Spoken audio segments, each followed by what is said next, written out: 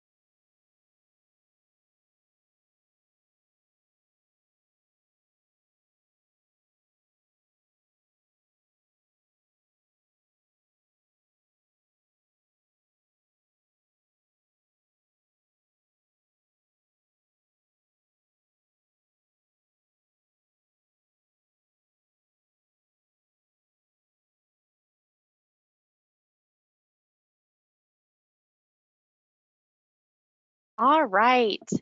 Good afternoon, everyone. We are so grateful that so many of you were able to join us this afternoon. My name is Tess Parker. I'm a clinical consultant at TBD Solutions, and I serve on the CRA training board. And I just want to take a moment and welcome everyone and introduce our presenter today. Laura Valdiva, I am so sorry, Laura, every time, is the project manager for Crestwood Behavioral Health, and she has over 15 years of experience in project management and has been managing new development, capital expenditures, and trauma-informed care environments for nearly 7 years with Crestwood Behavioral Health. Laura truly captures the philosophy of Crestwood's therapeutic environments through the lens of trauma-informed care. She focuses heavily on the values of collaboration, safety, transparency, and connection. She also focuses on hope and empowerment and comfort and empathy when designing campuses, and the importance of taking into consideration the feedback of persons served and our staff. Laura focuses exclusively on the 3 C's, which are designing for health and healing. And Laura continually implements Crestwood's trauma-informed design by creating choices, community, and comfort for persons served and staff. That being said, Laura, thank you so much. We're so excited to have you here today, and I will turn it over to you. Thank you, Tess. Good morning or afternoon to many of you. I'm sure everybody's throughout the United States. My name is Laura Valdivia. I am a project manager for Crestwood Behavioral Health.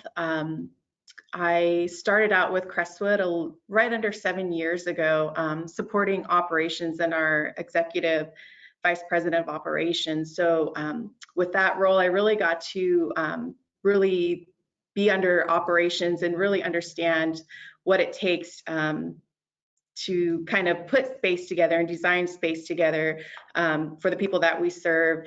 And during that time, I also got to dabble into a little bit of the project management side and our capital expenditures. So a little bit of history about myself. I have zero behavioral health background prior to starting Crestwood Behavioral Health. So for me, that is actually a plus. Like, I don't look at that as a downside of it. I actually look at it as a positive because I can look at things and really help implement and get the buy-in to our staff. Sometimes when we have that clinical piece or that medical piece, we get stuck and are unable to kind of be flexible when it comes to trying new things, when it comes to our space and our environments. With that said, I'm going to start Crestwood Behavioral Health. We are a behavioral health organization in California only currently.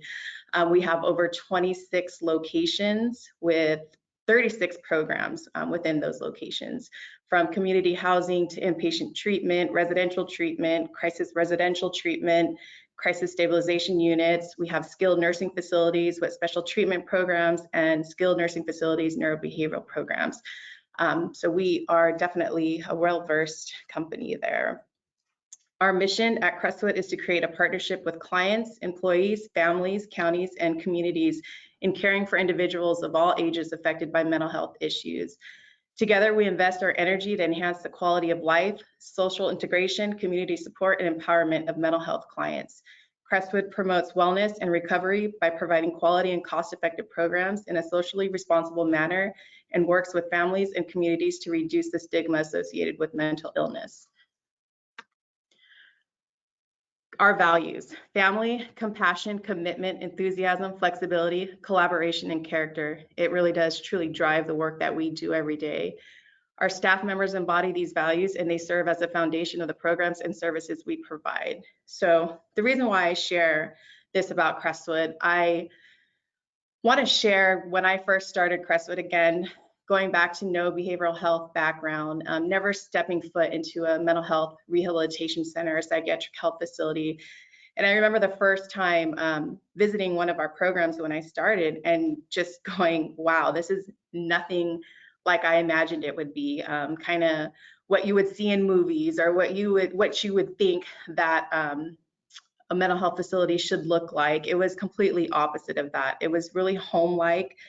It wasn't cold, it wasn't sterile, it wasn't white walls, it wasn't bare. We had the residential furniture, the sofas. I just remember people just walking around and talking to each other and sitting in the sofas and the love seats and looking at the artwork on the walls and just noticing all the different residential furniture in their bedrooms. And I just remember going home and just telling my husband, like, wow, like this is not what you expect. And and for our facilities, again, like I said, all I knew is what I would see on TV, no background at all. So I really just fell in love with our programs and really just thought, wow, this is how it should be.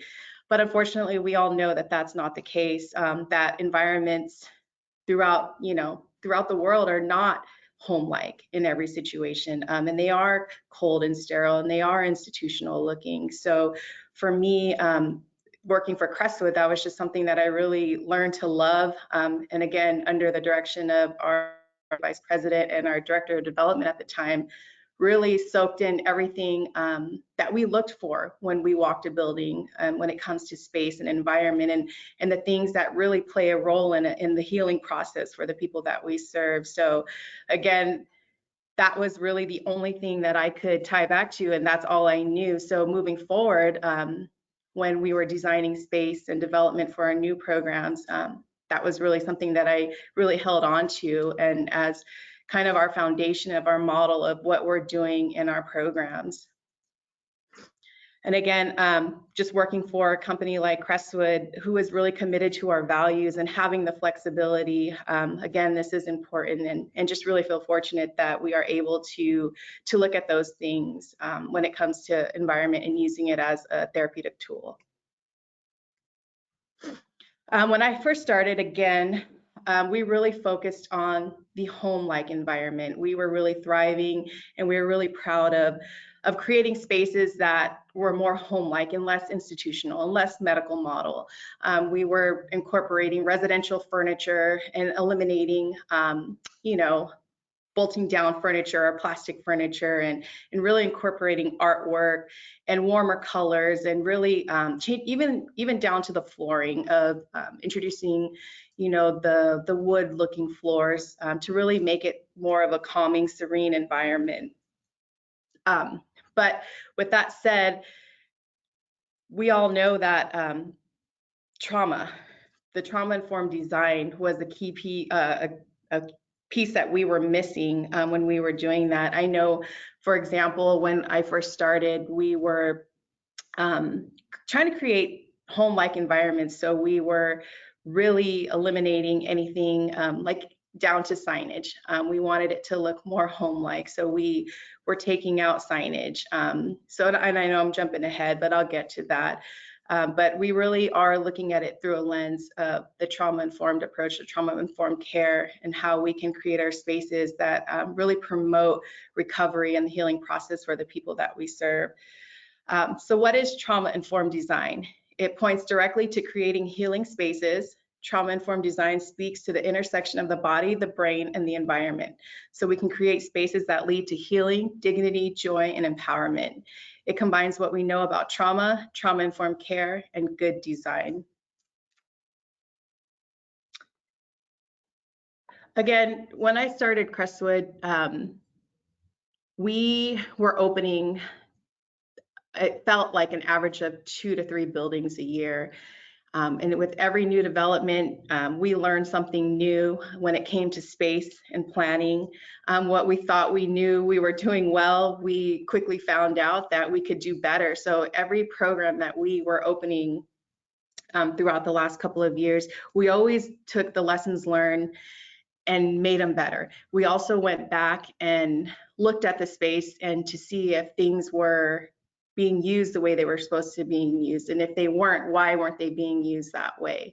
And so recently I've really, again, have been working with Raul Almazar, who's our trauma consultant, and hand in hand, we have really went back and visited the programs that we are opening and even our existing programs, and really are paying attention to the patterns, the traffic patterns, and the use of space, and why things aren't being used or why they are being used, and really taking that and putting those thoughts into our next design. Again, Crestwood, we are developing new programs with many more to come in the next few years, and really just taking these principles and utilizing them in our space, in our environment, is really important to us. So again, trauma-informed design, traumatic reminders would be loss of control, power differentials, lack of predictability. Again, when I walk our buildings, these are the things that Crestwood is really proud of, is eliminating of barriers with our nurses stations. We do not implement nurses stations in our new developments, and in our existing programs, we've eliminated all nursing stations. So we really encourage our staff to engage with the people and connect with the people that we serve. And with that, we've taken out the nurses stations so that, and we encourage our staff to leave their doors open so that people can come in and talk to them when needed. But also the staff, we educate the staff that this is an opportunity for you to educate people on respecting space. And it's part of their recovery journey as well, and part of their treatment and discharging to lower level of care, of respecting space and learning how to walk through that and what that looks like. So eliminating Dutch doors is also another thing that we do, and that also eliminates that power differential that this is our space, I am here with you. So we also eliminate a lot of offices. A lot of the spaces that we design focus on client care areas versus staff space, because we want to maximize the space that we offer to the people that we serve. And we encourage staff that you should really be out on the floor and not in the office, and charting and working with them so that we are one together, and there is no power differential there.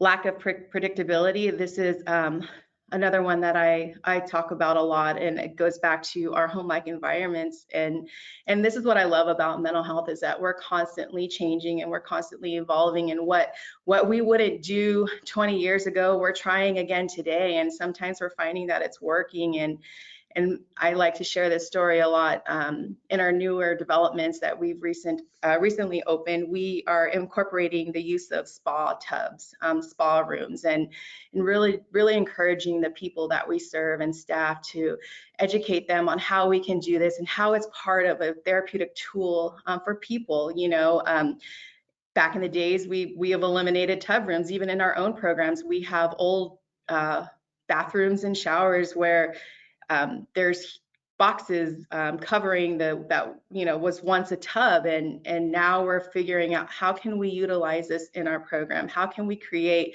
something that will be a tool for people that we serve? I know for me, I love baths. It really does help, bring me back to baseline, calm me, lower my anxiety. So feeling the warmth water. So if it works for me, why wouldn't it work for the people that we serve? So again, as we're constantly changing and evolving, taking that risk and learning how to implement those back into our programs is huge. And the same thing with our signage.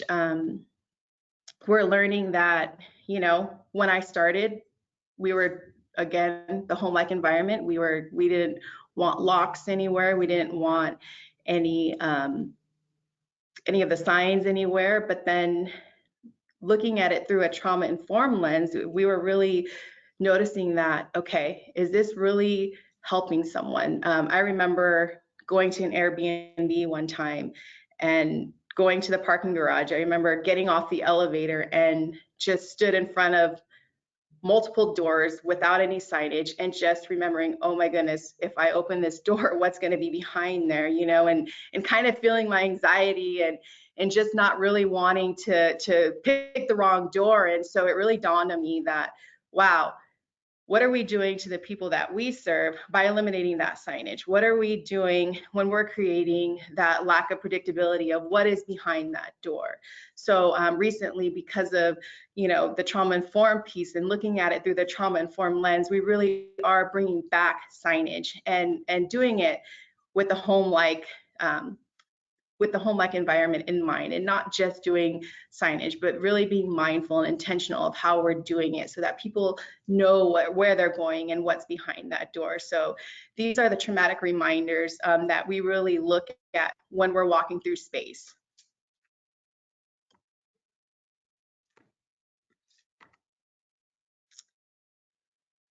So one of the trauma-informed principles is safety. Throughout the organization, staff and people we serve feel physically and psychologically safe. Does the physical space feel safe? This is huge. I'm going to refer back to our property in Fallbrook, California. It is a 132-bed MHRC, and it is an old community hospital.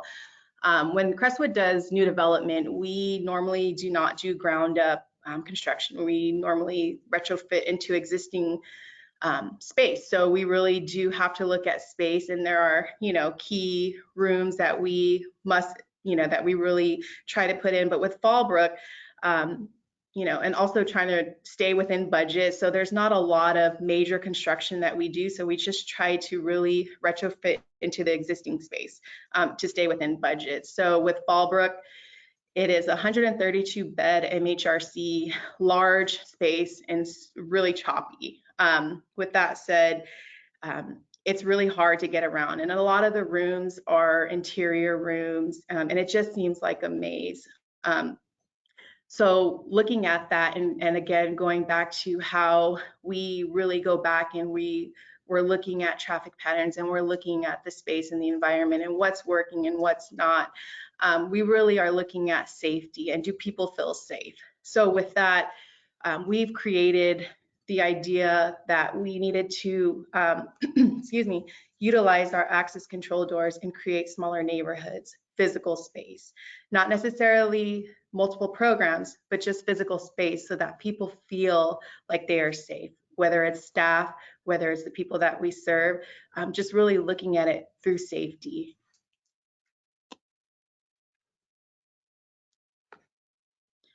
Another principle is empowerment, voice, and choice. Individuals' strengths and experiences are recognized and built upon. The experience of having a voice and choice is validated and new skills develop. The organization fosters a belief in resilience. Persons served are supported in developing self-advocacy skills and self-empowerment. It's an individualized approach. Every person's experience is unique. So I'm really proud of this part too. And when it comes to choice and empowerment for the people that we serve, when you walk our buildings, you won't see your typical behavioral health furniture. You won't see things bolted down to the ground. You won't see padlocks. And those, again, those padlocks can be triggering, you know, trauma reminders that you're not allowed. So even when it comes to a simple padlock of locking maybe a refrigerator, I tend to walk a space and I work with staff and tell them that, you know, there's better ways that we can secure items without putting a padlock on it or bolting down the furniture.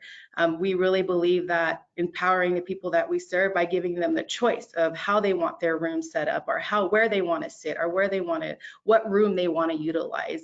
A lot of our rooms, comfort rooms, serenity rooms that we'll get into later on in the presentation, a lot of those are unlocked at all times. There's no locks on the doors because those are available to people at all times. So again, really utilizing this principle of to empower the people we serve by giving them the choice.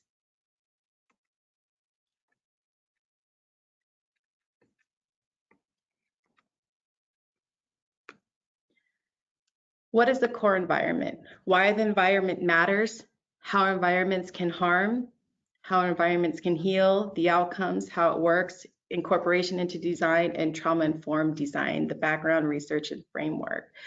Again, like I mentioned, Crestwood, since I've started, I think we've opened 8 or 9 new programs. And again, as much as we think we got it right the first time, we learn and we learn each time. And with our newest opening in Sonoma County, we actually called upon some folks from Denver to come and do some research on our environments and our space and how we're using it, and really using that as a tool to really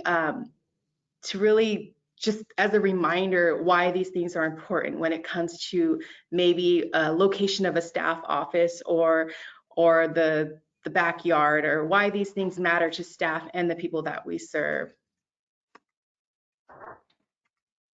So why the environment matters. We perceive our environments through our body, our senses. That impacts the way we physically and in turn mentally function and cope. The environments can be triggering or harmful, or they can foster mental and physical health and healing. So elements of a harming environment: noisy, crowded, unpleasant scents, unsafe, unsecure, overstimulating, uncomfortable, unwelcoming, unclear, inaccessible institutional materials. Again, this is something, a photo of what I perceived psychiatric health facility, our mental health rehabilitation center to look like. And when I walked our environments the very first time, again, I fell in love with that. And just really paying attention to those triggers, those key things that are reminders of trauma is key. So, not everybody will notice that, the color of the flooring, or, that sofa has a rip in it. Not everybody has the same eye. So really paying attention to those factors that can really be a hindrance onto a person's recovery is important.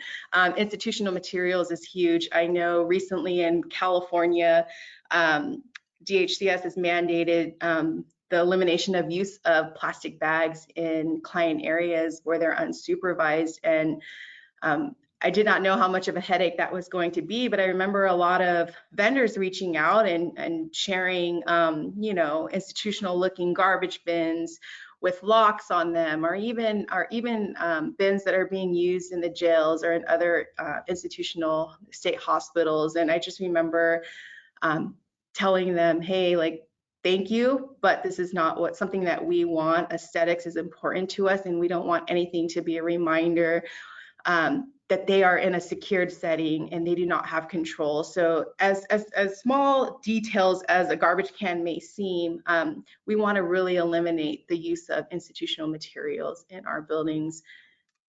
Typically what you would see in our programs would be the same that you would see in your home or the office. I always tell people if you wouldn't do it in your own home, we most likely won't do it at Crestwood as well.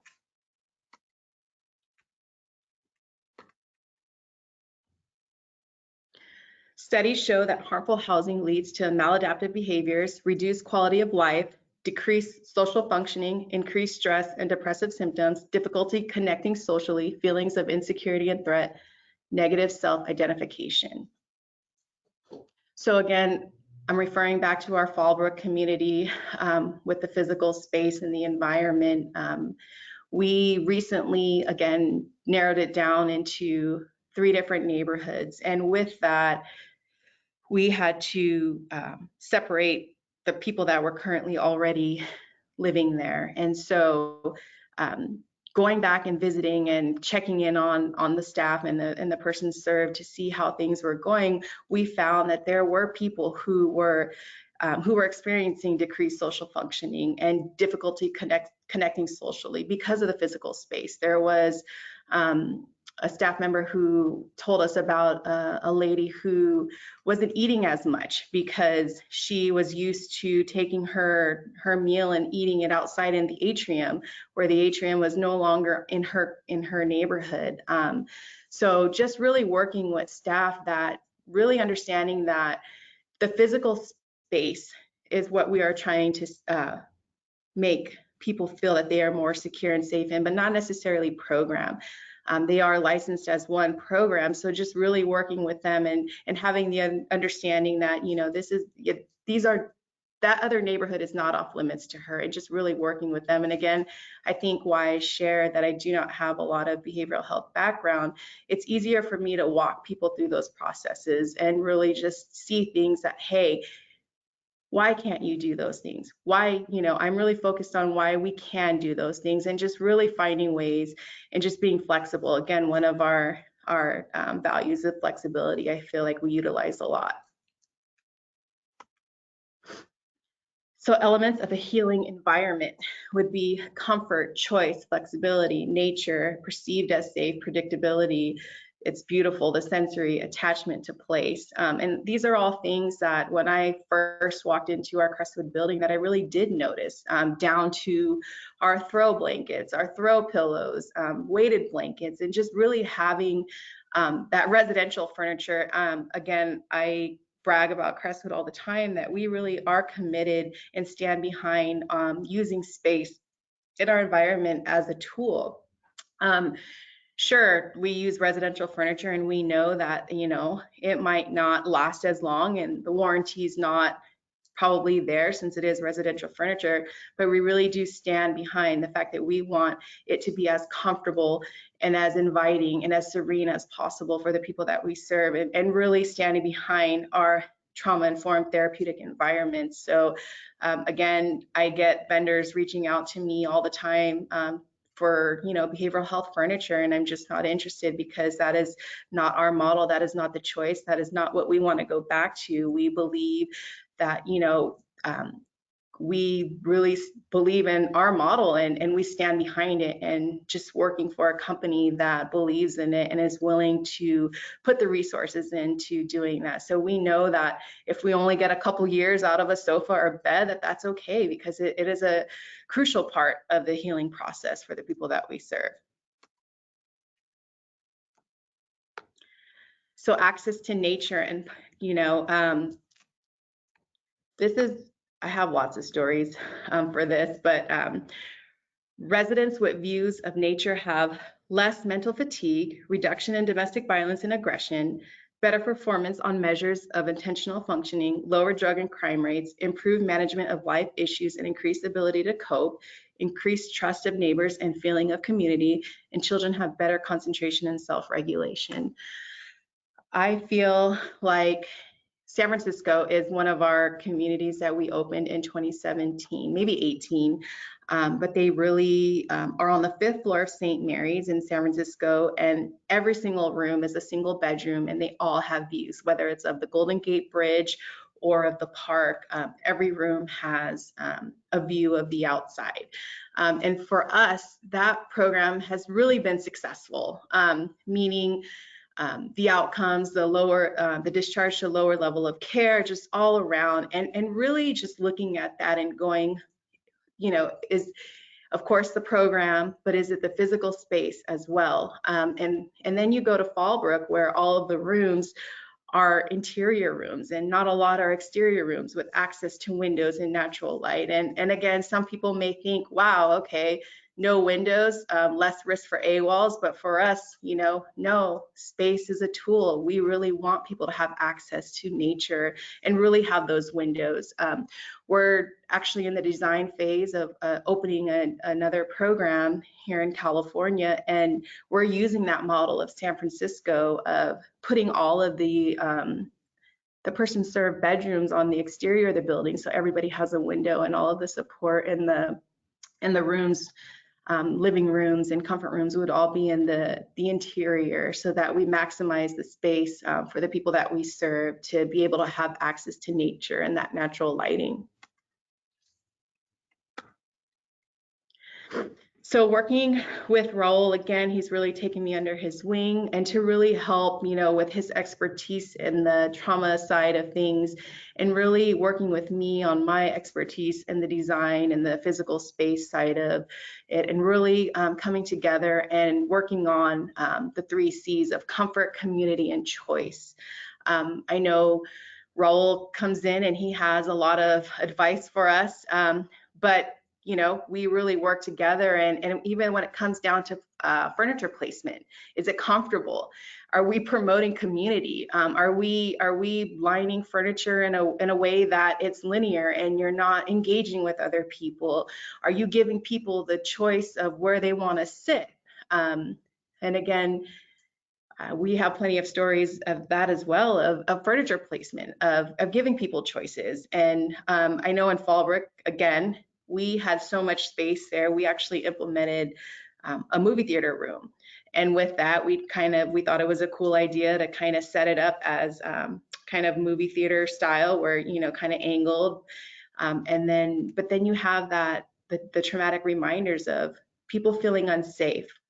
Do they want their back against the wall, or do they feel comfortable with not knowing what's behind them? Is that a reminder? Is that something that's going to be triggering in the future? So really just maximizing the choice of really placing, yes, some people are going to be okay with sitting in a sofa with their back exposed, while others may feel more comfortable against the wall. So just having different options and choice to really help engage people and make that connection of community and comfort and choice. So that is something that I'm really excited about, something that we're really focusing on, taking our environments to the next level and looking at it through the trauma-informed lens. Again, comfort.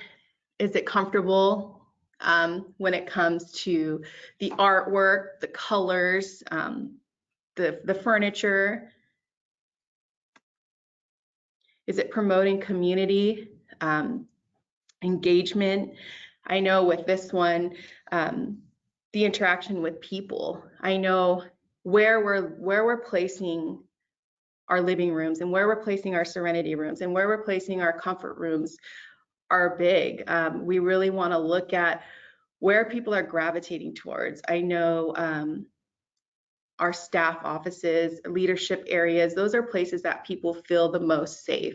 So are we placing these rooms where people feel safe and they'll use them and utilize them? So that's something that we're looking at a lot when we're walking through our programs. Is this room being utilized the way it was intended to be, or is it not properly, or is it not in the right place? And again, just really appreciating the fact that Crestwood is flexible to make those changes when it comes to space changes, and really working with staff and leadership to really look at the traffic patterns and what makes the most sense on where these rooms should be located. And again, we think we know it all, but then we learn that we could do it even better. So just having that flexibility of being able to make changes is huge. And I'm so appreciative that we are able to come in and just go, this isn't working, let's make it work. So choice. This is another one of the C's, and I love that we give people the choice. Again, we don't bolt down the furniture. We give them, in their rooms, we want them to kind of create their own space and move their room around the way that they see fit. And the choice of seating and the choice of different areas and the choice of different rooms to go to. And that's why it's so important when we're designing spaces that even down to the lock on the door. No, we don't put a lock on that door, because that's available to everybody at all times, because they have that choice. So the organizing principles. Design spaces so that people can seek out what they need. We want to map out user experiences. What do they need in this space? What do we want people to experience in that space? What elements help lead to those outcomes? Fight mode needs spaces for safe release. Flight mode needs calming spaces. Freeze mode needs stimulating spaces.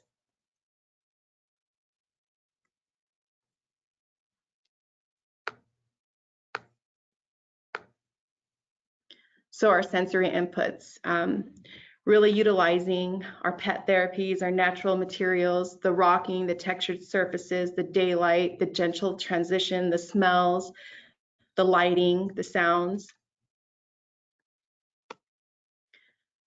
Nested layers, flexibility and choice in space, the niches and nooks to retreat to, breaking up larger spaces into smaller spaces, organized complexity, multiple entries and exits, and larger and smaller social areas, and circular like heart shapes. Placement of furniture. We opened up Sonoma County Healing Center, and it had a really large open area. And during that time, it was during the pandemic, and the supply chain, our resources were very limited on furniture. And I remember Raul coming in and going, wow, everything is really linear. This is not, are we promoting connection and engagement by placing the furniture in this way? Can we just add a couple more pieces of furniture to really create that circular space for people?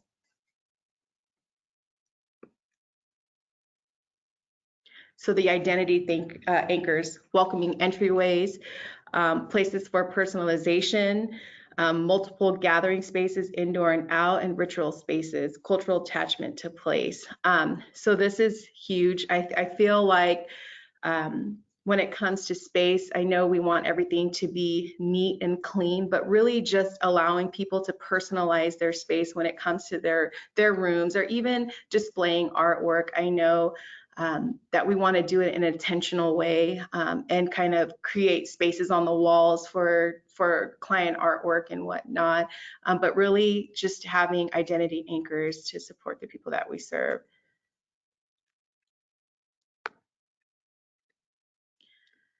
So with that was kind of a little intro to why Crestwood is really taken our home-like environments and something that we've been proud of for years, and really looking at it through that trauma-informed lens. And so now I'm getting into a little bit of our Crestwood space here in California.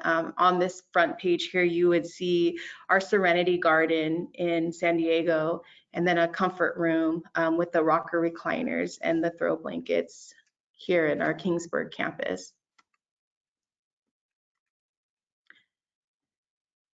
So space planning. Space is used as a therapeutic tool. Every space is intentionally planned to promote empowerment by maximizing options and choices. Programs are designed utilizing more space for persons served rather than for staff offices. So really, space is intentionally planned at Crestwood. We integrate the principles of trauma-informed care into design with the goal of creating physical spaces that promote safety, well-being, and healing. The physical environment truly affects identity, worth, and dignity. So the use of healing environments leads to empowering the people that we serve, even down to our lobbies that are unlocked and welcoming, to promote community and connection.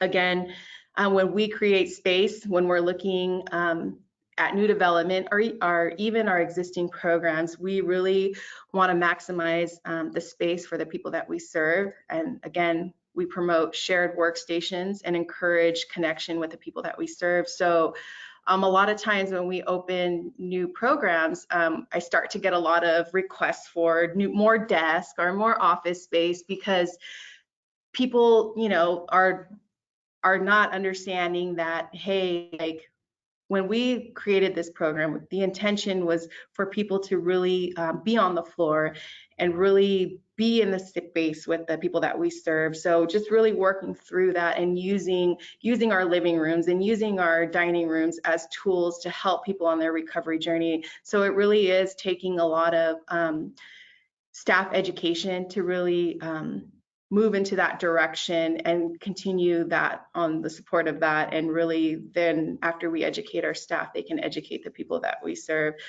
Another thing that we do when we are doing new development is we do not put nurses stations in or Dutch doors, because we try to eliminate as much barriers as possible, even when it comes down to plexiglass.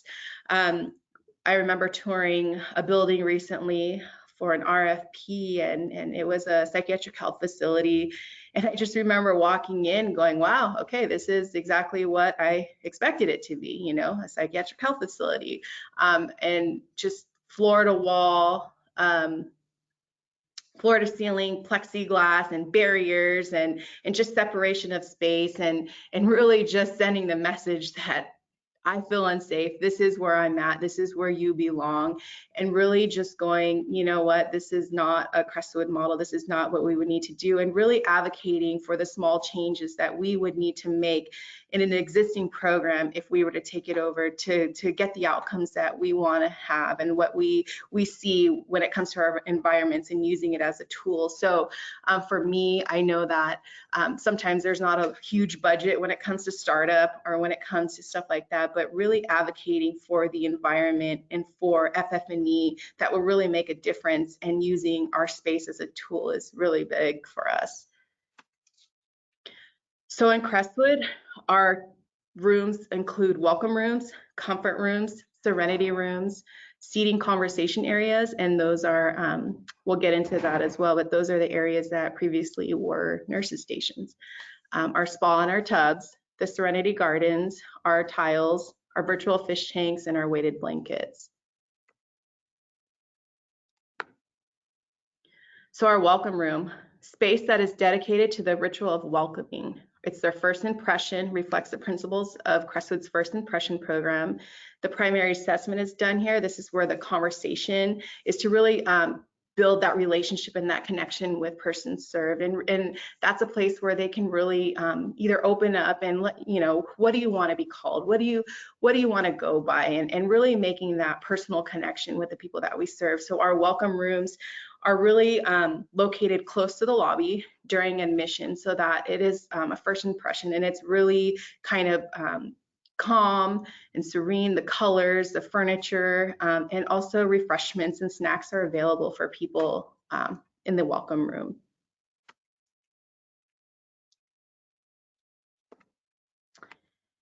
And here is a couple of pictures of our welcome room. To the right, we have our doors in San Diego. There is a side door that we actually do admissions in, and just creating that welcoming mural that's right off of the welcome room.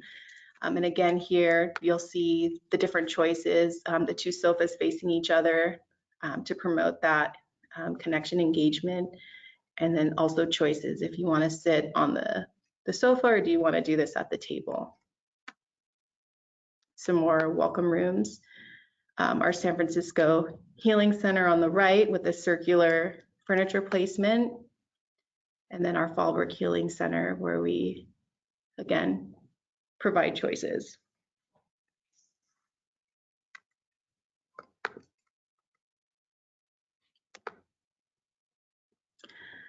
So another room that we utilize in all of our programs and when we're doing new development is our comfort rooms. A comfort room is space that is dedicated to teach persons served calming techniques to decrease agitation and aggressive behavior. That includes, the rooms include a rocker recliner, it could be a chaise lounge, weighted blankets, virtual fish tanks with soothing sounds, and stress balls and tactile toys to help relieve stress. So in a comfort room, you'll see our virtual fish tank that will rotate between oceans and fishes and nature, and really with that stimulating the sounds of nature and whatnot.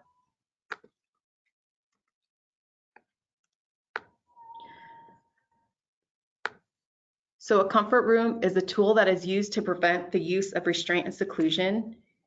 It is to be used at will and not forced upon individuals, to be used when necessary to avoid episodes of restraint and seclusion. It's not a reward for good behavior or a privilege that is taken away as a punishment.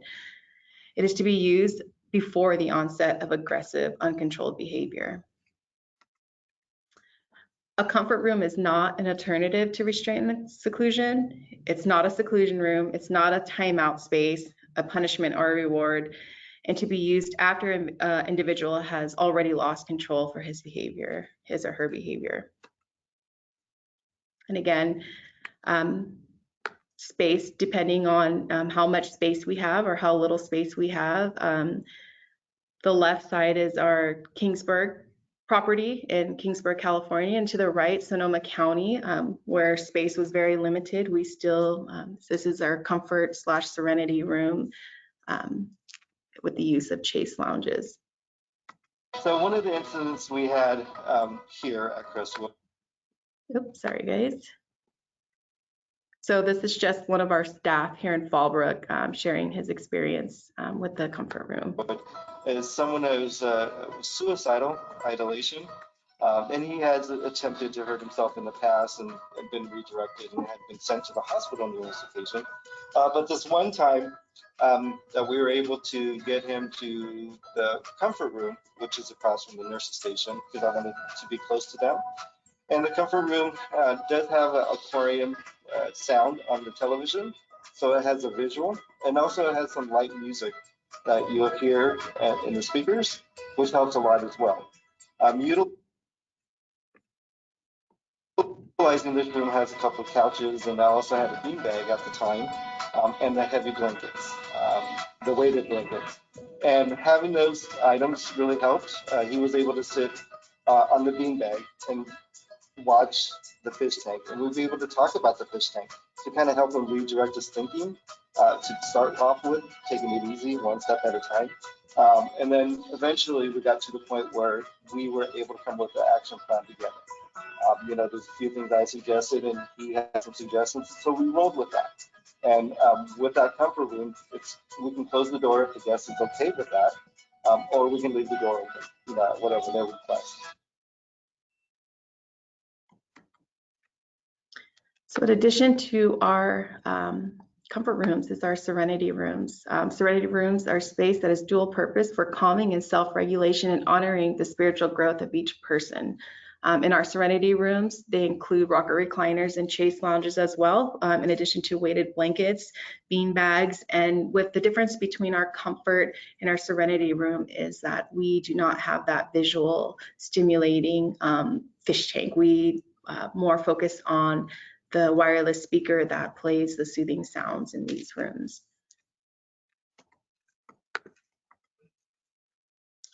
So here's our Kingsburg property as well in their serenity room.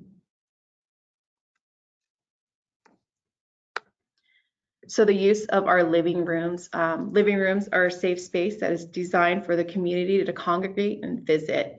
It can be used for meetings or groups, usually has cable TV, sofas and love seats, rocker recliners, coffee tables to play games and do puzzles. And again, just choices of where you want to sit. More examples of our living rooms. On the right, we have our Lompoc location, and we also have incorporated the use of the ruggables that are machine washable. We're willing to try new things just to kind of bring in that home-like therapeutic environment in areas where we aren't able to do a lot of construction or renovation. So just adding a few pieces like that to really help with the environment. And then the left side is, again, you can see our gorgeous views of our San Francisco property. Again, every client room has a view of that. So again, doing the theater style seating, and then also in the back, you can't see, but there are recliners that are against the wall for people to have choices on where they want to sit while they're watching TV.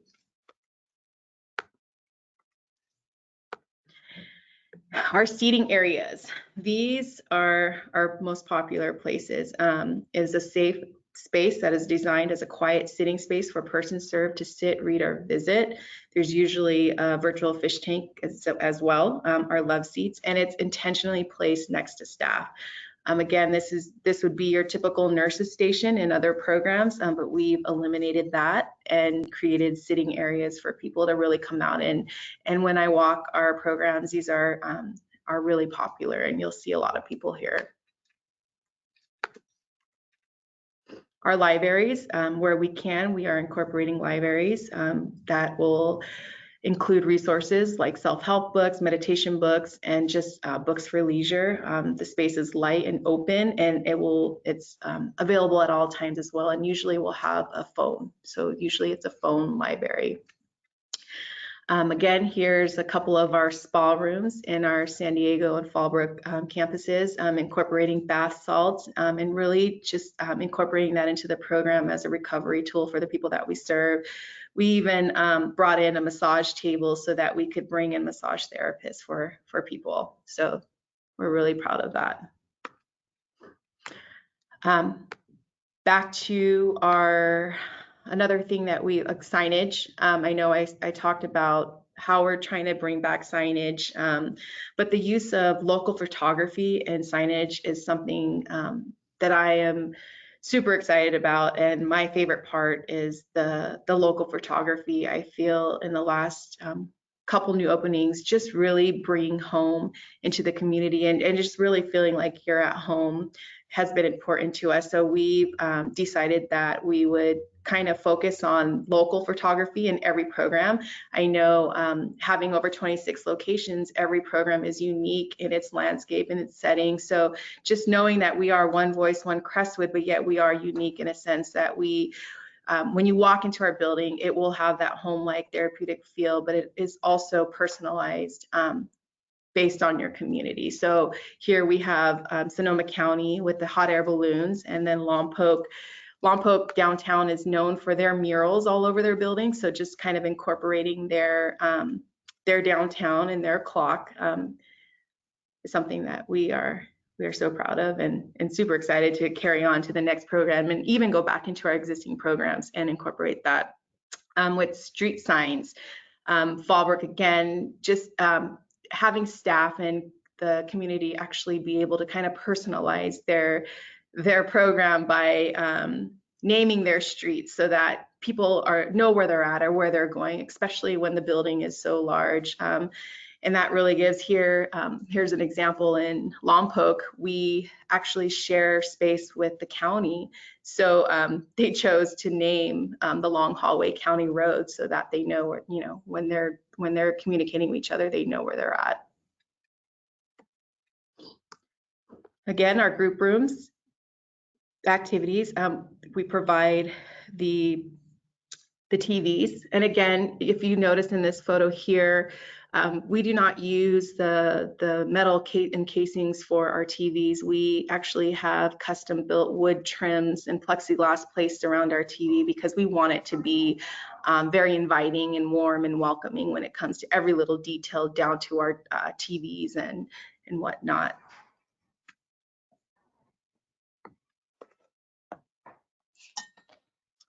Our living rooms. So our living rooms are, dining rooms. Our dining room supports our wellness initiative, which includes our heart healthy diets, exercise, and focuses on wellness. This room is really kind of a multi-purpose room. We really are trying to keep our dining room open at all times, even outside of meal time, so that people can do groups or activities, our play games, and our, watch movies. So as much as we can, we're including TVs in there as well and sitting areas to give them choice.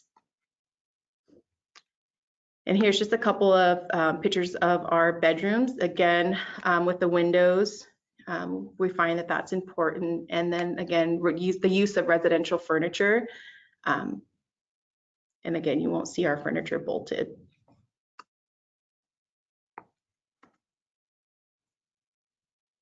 So the benefits of nature, and I know for the sake of time, really just focusing on our Serenity Gardens. I know I only have a few minutes left, but really just bringing people out to nature and the benefits of nature. In Sonoma County, when we opened, we weren't able to put in a Serenity Garden, and really finding that was one of the first things that came up when we were starting to do the research, and the feedback that we were getting of really having an outdoor area to use as a tool for the people that we serve. So now moving forward, we're really advocating and pushing to really do some upgrades to our existing buildings when it comes to our exterior courtyards and our backyards, and when we're doing new development, to really understand how important the outside is and really not cutting that from the budget when it comes to new development. And just more examples of our outdoor spaces, uses of artificial turf, low maintenance, providing shade structure and games for rec area. I do have a video, but I know I don't have time, so I can send out. We have Sonoma County open during the pandemic, so we weren't able to do an in-house open house or in-person open house, so we did a virtual tour. So we have a virtual tour of Sonoma County Healing Center and our Lompoc location, and I can share that if anybody who's interested. But with that, I think I am out of time. Any questions or comments, Tess? Yes. Hi there, Laura. Thank you so much. What a incredible webinar and amazing resources. Thank you so much. We've got time for just a couple of questions. The first is, are there instances where you and your programs have felt the need to use locks? For example, things like a knife drawer or where chemicals are stored or things of that nature. Can you talk a little bit about how you've navigated that? Yeah, so I think just we definitely have to lock drawers and whatnot. And I think it's just being more mindful of how we're doing things.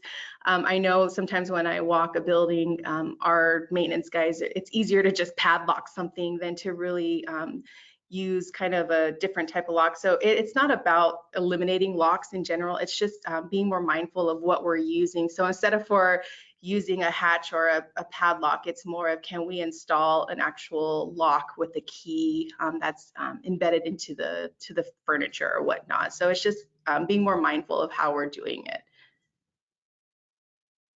Wonderful. Thank you so much. The next question is on, so you talked about how you use residential furniture and you don't bolt it to the walls and things like that, which is incredible. Someone is wondering if you have any protocols in place or how you navigate bed bug situations that are probably more likely to arise with less metal or industrial furniture. Yes, so with our residential furniture, it is already treated. And again, I can get some information on that, but yeah, that is something that we've had to deal with. But the furniture moving forward is treated before we install it to help prevent the bed bugs from going into the furniture. And if we do, yeah, we do. I know, I'm not an expert in that area, but we do have protocols for all of that, and we do experience bed bugs as well. Okay.